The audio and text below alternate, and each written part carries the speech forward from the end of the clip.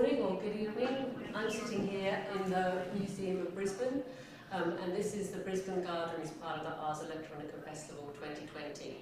First of all, I'd like to do an acknowledgement on behalf of Museum of Brisbane, and I'd like to respectfully acknowledge the traditional owners of the land on which we gather, known as Meanjin, Brisbane, to acknowledge the Turrbal and the Yagara and also the other First Nations peoples and their elders past, present and emerging.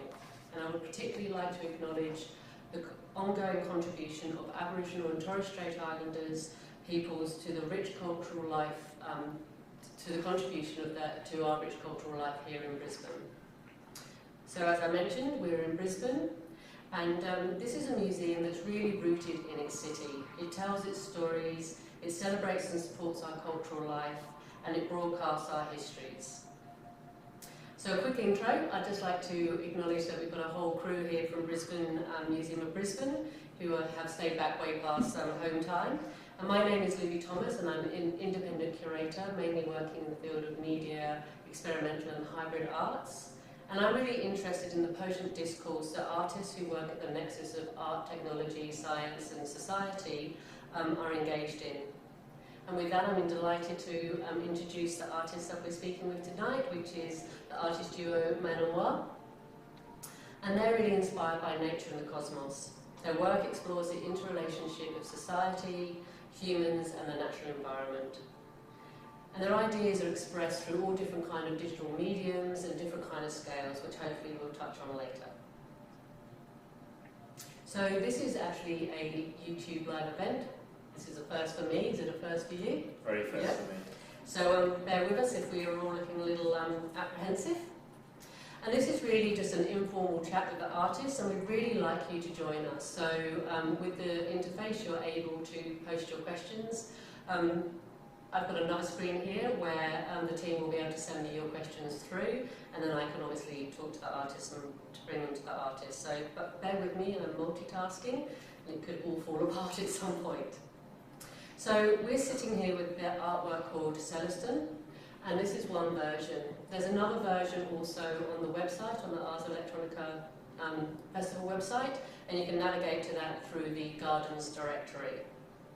And this work was created earlier this year when we went through our first lockdown experience. And in response to this, Museum of Brisbane set up a collection of residencies called Artists at Home, and that really allowed artists like yourselves to carry on making work and to reflect on the situation that they found themselves in.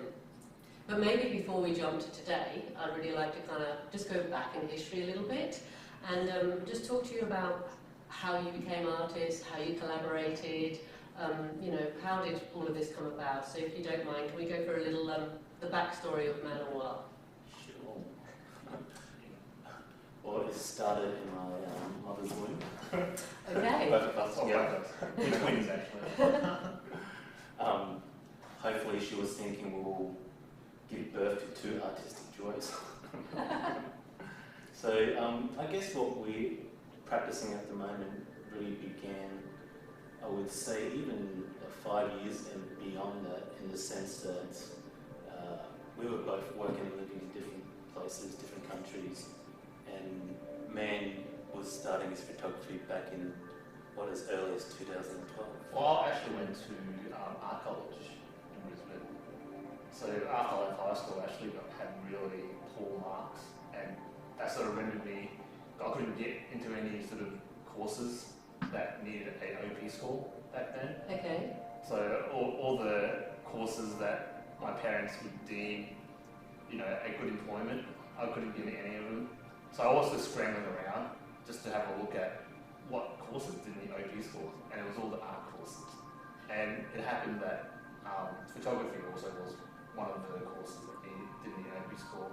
And I remember, like, as a kid, so our older brother, he's a cinematographer, Okay. so he would bring home all these movies, like, you know, the classics, all the Stanley Kubrick classics, and I would watch it as a little boy. I didn't understand what they were about, but visually, they were so stunning to me. And after high school, I went, oh, maybe I'll do photography and recreate some of those beautiful scenes and, you know, apply for QTA, the photography Did you manage to get in without a portfolio, or did you scramble a portfolio together? Well, my brother gave me a crash course on how to use a film camera in one afternoon, and I got a photo together. I didn't get in the first year, but I applied for TAFE and got a photo together in the first year, and then I reapplied again the second year and got in, and then went to QCA after that for 4 years. And do you kind of think it was sort of at the end of QCA where you're like, that's it, I'm a photographer? Or I still didn't really know what I wanted to do. I was, still quite young. I was 21. What young person really knows exactly what they want to do? Very few, right? Especially when there's so many people telling you should be doing this, you should be doing that. Yeah. And you've already done the thing. You didn't do any of the things you were supposed to do anyway. So let's just say there was a lot of heated discussions in the family when I announced that art school would be good. Well, I was the same because I got a pretty low score, meaning which is the wrong end of the high score, which was 19, and the highest, the highest was number 1. So one's good, isn't it? And 19's No, I got the wrong end of high school. But I also did similar to Mare, which is went to TAFE first and then went to uni, which got me enough high schools. So you went to art school as well? Yeah, I did TAFE illustrations and then went into a Bachelor of Design. So would either of you sort of say you always kind of had that feeling that you wanted to do some creative, or was it in response to your circumstances? I mean, so much as you're obviously creative, but that kind of acknowledgement of it. I think it was more a response to the circumstances, and also all the things that coming from a Chinese family, the usual route that they want their kids to take is something very stable, like run a restaurant or be a doctor if you can, or accountant. Nothing wrong with those careers, but it was just always hammered into us, and maybe that subconsciously put me off it because I don't want to. And also seeing how my parents work, they work like so many crazy hours. I kind of went, there must be a better way to do life than this. Than work 10 hours a day, come home, dinner for the family. Not that it wasn't enjoyable, but it was just like really hard work constantly. Yeah. And we've also been an immigrant, in a different country. Parents not knowing too much English either. But even thinking back, creativity was always in the home. Now that I look back from, our parents going to cooking school in Hong Kong, and that's quite creative. My father, I guess, having a trade fitter and turner, and always hammering out and fixing things around home. Also creative, but somehow it's in a different sort of slot, isn't it, to the I'm off to art school slot. Yeah, so even when you look back, like... Well, Mum was a fashion designer as well, so she designed clothing, drew the patterns. I mean, Dad was a fitter and turner. He was also a very good illustrator and drawer as well. Well, I remember him drawing horses for some reason. Actually, another funny story was our granddad, apparently, he used to collect metal and melt them and then repurpose them into different things. And our father told us that he used to make skeleton keys for gangsters, apparently. Back in Hong Kong. That's a great heritage. So you're finishing art school, and obviously at this point you're still going in your separate ways. So you sort of went into graphic design and illustration, and you've gone into obviously a high level of photography. So where did you go from kind of, bouncing off away from art school? Well, after university, I actually moved to Sydney and started working as a cook in a Japanese restaurant for a year or two. And then because I work night shifts, so in my spare time, I sort of just always pursue my own interest in terms of more social documentary style photography. So I would just, read about social interest things like a protest or a group of people that needed a voice, and so go photograph a protest myself. So do that during the day, and then work during the night, and just did that constantly. So I never really stopped, because going to university, I think we had something like 100 students in my class. By the end of the course, I think 2/3 of them had dropped out as well. So there's a very low rate of employment back in those days. I mean, still is.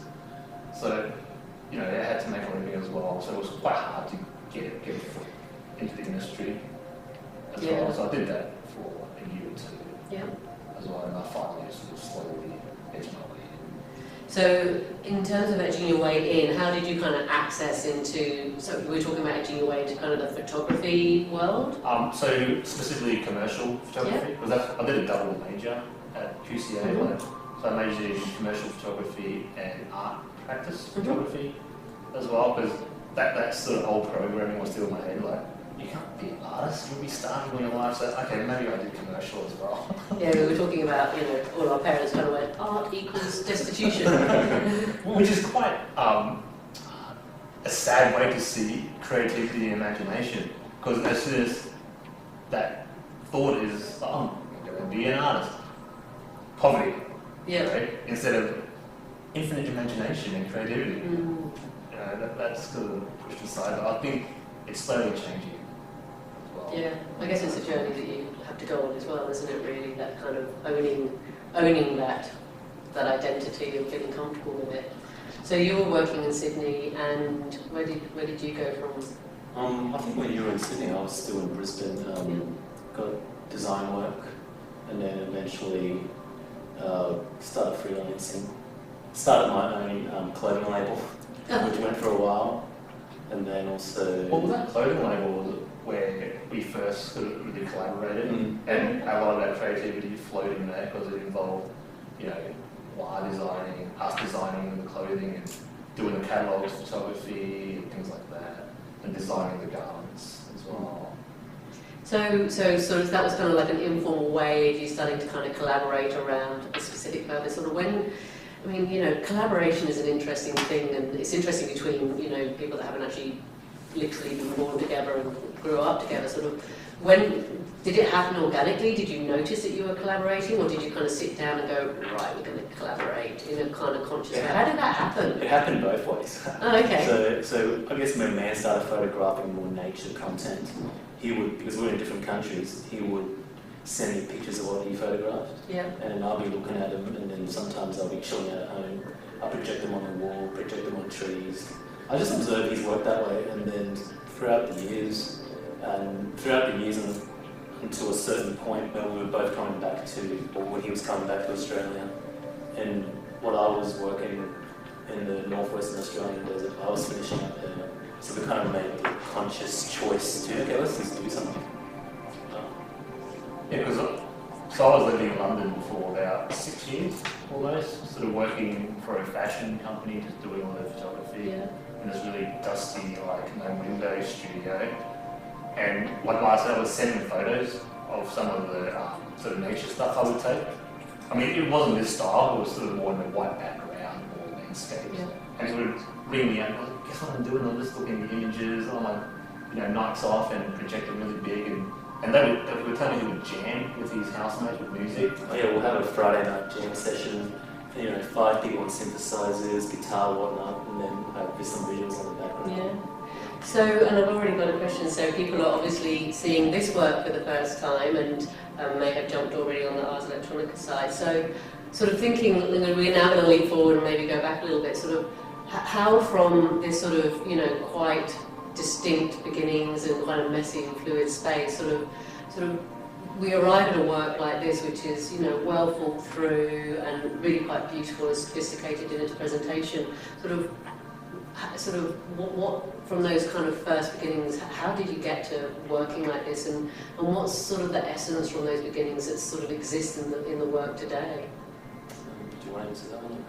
Well, it kind of all progressed, I guess, naturally in terms of, like, so every project that we engaged in, we would sort of, you know, get inspired by something and go on a tangent and create a style, and then sort of jump to the next one. We always try to, you know, lead on from the last one and not just end it, because, you know, I find sometimes there's a culture of always wanting to create something new, but always putting out new content, and that could be a lot of pressure for, you know, for anyone, always coming up with new ideas. So why don't we just use the inspiration from the last one, take it to the next one and see where it goes, if it happens. You know, if not, that's cool too. So it's sort of like what we said before, you know, sending photos to WAR when we were living apart. It's like a crude form, slowly. This is a very refined form of that when you think back. Yeah. Yeah, it's like the current project pollinates the next project and so on and so on. Yeah. Yeah.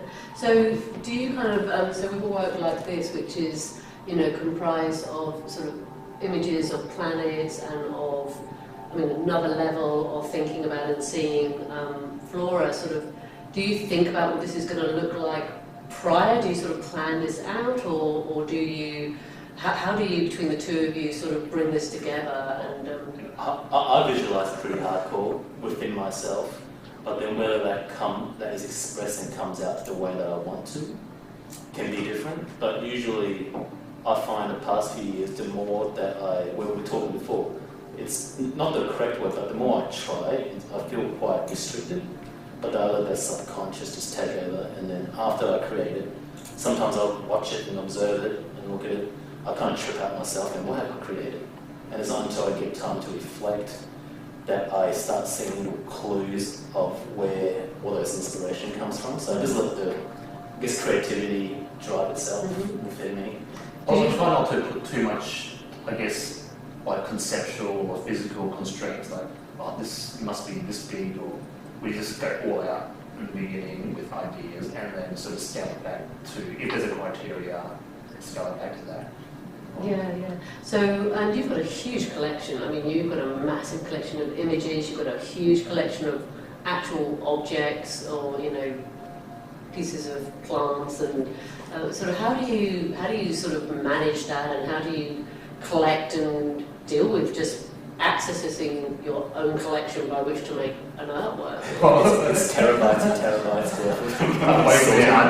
like last year we were at the Amazon rainforest doing a residency, and it kind of dawned on us that we just have so much like data of images and footage and things like that. We had made a joke of it and said, oh, what do you do as artists? Oh, we don't create, we just collect content. It was an ongoing joke between us for quite a few months. Yeah, and so towards the end of last year we said, you know what, let's not collect any more content because we've got so much, and let's just be mindful and use what we've got. And lo and behold, this year has been all that, every project. Or even an interesting chain of events, I guess, with the, you know, the global events happening, that, you know, going out recording content has slowed down. It's kind of like, oh yeah, we made that intent and it has kind of turned out that way, that we can look through our content and then use it mindfully. And sort of, you know, from my observation of your work, it sort of seems that, you know, there's this kind of strong kind of threads about ecology, humanity, and the interrelationship of those. But in this instance, that kind of discussion is also enabled by digital tools, by, you know, high-end skills, high-end technology to be able to produce what we're sitting amongst here. Is it fair to say, you know, are the conceptual threads, you know, can you unpack, tell us a little bit more about that relationship that you are interested in, that ecology-humanity relationship? So, I guess it's something that I kind of, in my own time, just trying to extrapolate to, because it's always constantly changing. Because every project, or just in life in general, I meet certain things or come across certain information, and it constantly rewises the way I think, oh, hang on, I didn't think about that, you know. So from that point of view, like, I think in the video that MOB made of us, you know, we said it's a collaboration between us and nature. And to unpack that, like, meaning, so I extrapolate back. So this would have not been possible, you know, even probably 30 years ago, just because the technology wasn't there. Yeah, and just the way we create these photos. So in that sense, it's taken however many millions of years of, you know, cosmic evolution for us to get to this point as humans, to discover ways to reimagine the minerals we sort of extract from the earth, reconfigure that into like a laptop or a TV or a camera, and then us monkeys come along and go, oh, let's capture some flowers. And then streaming live here to everyone, that in itself is create a video, you know. So from that context, the connection between ecology, human, and technology it's inseparable. You know, even the chairs we're sitting on, the glasses you're wearing, the music playing, it's all extracted from the planet. So in a sense that we are all a part of it, we stick that way as well. And very much kind of in terms of that sort of giving that sense of a holistic connection, which, you know, all of your practice is sort of based on, sort of how do you within the way that you present your work, sort of think about that for the audience, and how do you kind of capture us into that bubble that you're sort of really sort of talking about in terms of we're all part of the one? Well, whenever we create something, man, I always talk about, discuss amongst ourselves, like creating an experience. I guess that experience is from our perception of how we inquisitively understand or want to learn about and question, about our environment, from the earth to the ecosystem out to the cosmos, and using that kind of understanding, create an experience expressed through creativity to create, I guess, displays like this, and just share it, I guess, with... It's also to create a space, so there's that sort of, because we live in such a fast-paced life right now, so everything we do is always trying to slow it down, to give people that space to really think about and contemplate about these things. But, when people come in, it's anyone's guess how they relate to it. Yeah. So we don't try to enforce you must look at the thing this way, or we don't try to put too much conceptual stuff on the didactics or anything, so people can express it freely. As well, so in that sense, we create a space with ambient music to sort of slow things down, nothing like flashy, like a Michael Bay movie, just really smooth and slow, and then they can come in and hopefully it will inspire them to think about these things more, like it's sort of had an effect on us in that way as well. Yeah. So, and we've got a question. So, and you've been to a lot of places. So, which places in the world have most inspired your work, and where in the world has your work taken you? The Amazon jungle. That's in the most recent one. India was a big one as well, and Asia. A lot of the botanical gardens in Southeast Asia, because we realised that once we sort of attended a few more botanical gardens there, it's all quite, unkept. I'm not using the word in a bad way, but it's just runs a bit more wild there. Mm-hmm. But in sort of European, Western style countries, it's all very manicured. So it's made us question, hang on a minute, oh yeah, we've only grown up with very manicured garden. Why can't it be a bit rough around the edges and overgrown as well? So again, that's also one of the influences that we try to take into our work, and not just follow the status quo underrated, but sort of explore outside of that a bit more. And so the flowers and the environments, they're not all from the same place. It's you're sort of bringing elements from different locations together. Yeah, so from North America to South America, Australia, Asia, India, all mixed bag. Yeah. Well, I'm getting the signal that we're definitely getting close to time, but maybe just passing a last thought. If you were able to talk directly to the audience about your work, what would be the thing you'd like them to take away?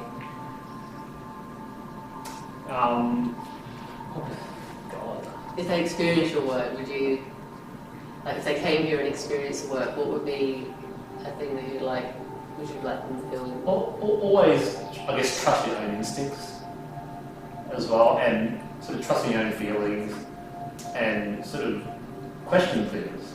Because I don't think, I went to school, I wasn't taught to question things, just take it from the authority or people who are in charge. Oh, this is it, okay, you just take it with a grain of salt. So, give it a good dose of questioning and inquiry. And I think that was my 1 minute mark, so I really need to thank both yourselves for doing this experience with a camera and going live with me as part of the Ars Electronica Festival. I'd like to thank the team, and I'd really like to encourage everybody to both jump onto the Museum of Brisbane website. There's a great artist profile video where you can really kind of see man and Moir doing what they do and the kind of entwinedness of their life and their practice. And also onto the Ars Electronica website, festival website, where there is the Brisbane Garden, as well as 120 others. So I'd just like to say thank you very much for joining us. Thank you for your questions, and have a great festival.